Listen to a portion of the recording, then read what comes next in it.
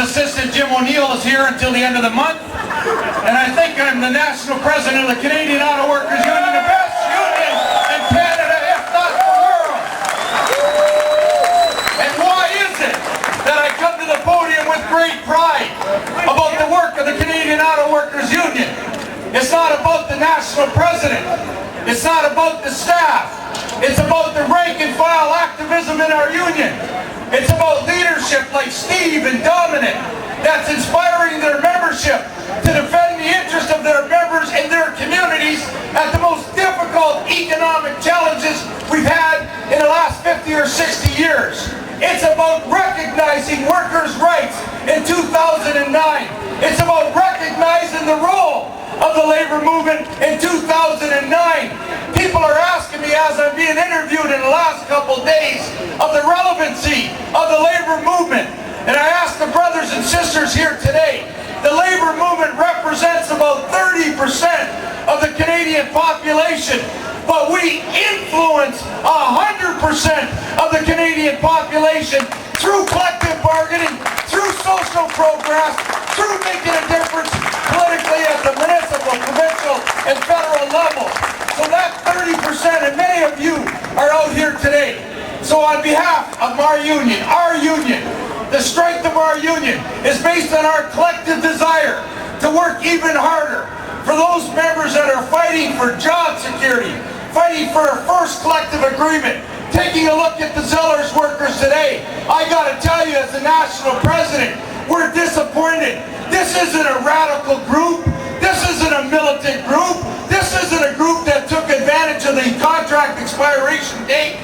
This is a group that held out for 4 or 5 months beyond their expiration date for a fair collective agreement to be treated with decency and respect. And then the employer ultimately maintains significant cuts to wages and benefits, and they're fighting for respect and dignity in the workplace. And in Toyota today, and Andrea Horvath is here today, the facts of the matter provincially, we need labor legislation that says at the end of the day on first bargaining that if you can't get a resolve, you move it quickly to arbitration. Because these employers today in the first round of bargaining are trying to weaken the membership's desire, trying to scare the members back to work, trying to destroy the union in the first collective agreement, and we can't allow that to happen in the Canadian Auto Workers Union or every union in Canada. So brothers and sisters, as we march today, this is what we have to think about while we're marching. We have to think about the 1.6 million Canadians that are out of a job. 50% of those 1.6 million Canadians qualify for employment insurance, where just 10 years ago, 8 out of 10 people who were unemployed qualified for unemployment insurance. And then when I take a look around this audience here today, I see retirees like Bob Nickerson and Terry Gorman and John Bettis and many more, people that have committed their life to the labor movement and committed their lives for pension protection and security moving forward. There's not one pension plan in this country protected. There's not one retiree sitting at home today with a bargain pension plan that has the comfort level that the employer is going to pay that commitment that was given to them for 35 or 40 years.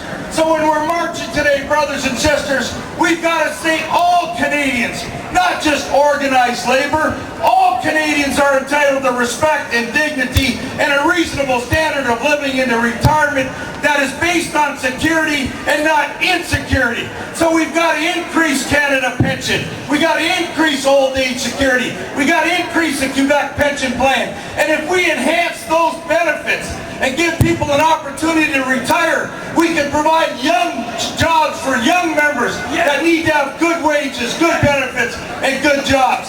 So brothers and sisters, there's a lot to celebrate here today.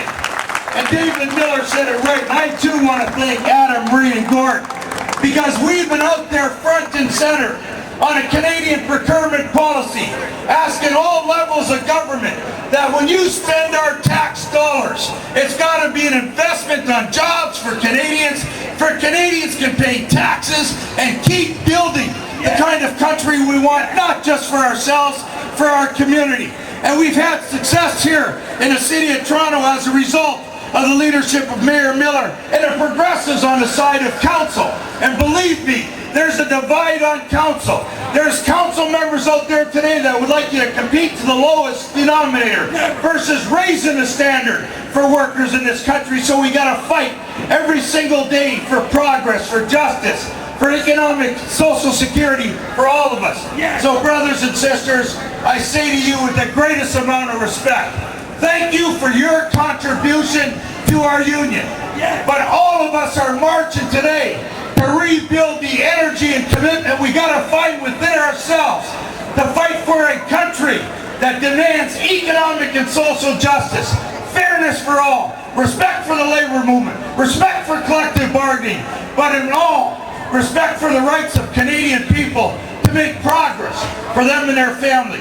So brothers and sisters, on this Labor Day, on behalf of the National Executive Board, on behalf of the staff of our union, I want to thank the activists out there. I want to thank the retirees out there. I want to thank the young people that are marching with their parents today.